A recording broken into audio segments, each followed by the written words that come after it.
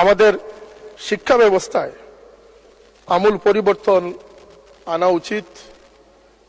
আমাদের সিলেবাস কমিটিতে যারা যোগ্য তাদেরকে দিয়ে সিলেবাস প্রণয়ন কমিটি তৈরি করা।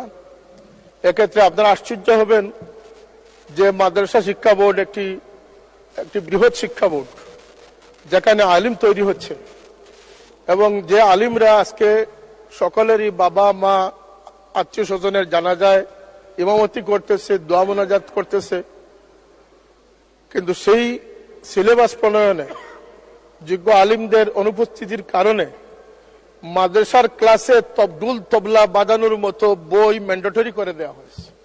এটি দুঃখজনক মানুষ স্পিকার।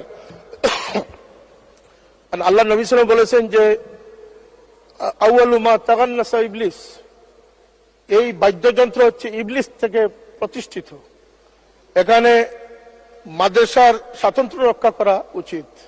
আমি বলবো স্কুল কলেজ ইউনিভার্সিটির সিলেবাসেও যারা দেশপ্রেমিক এবং যারা শিক্ষাবিদ তাদের অংশগ্রহণে সিলেবাস তৈরি করা সময়ের দাবি।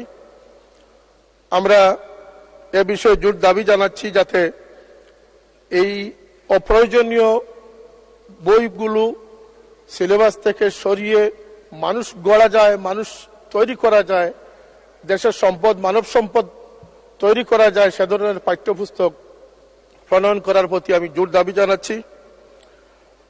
আমি আমার এলাকার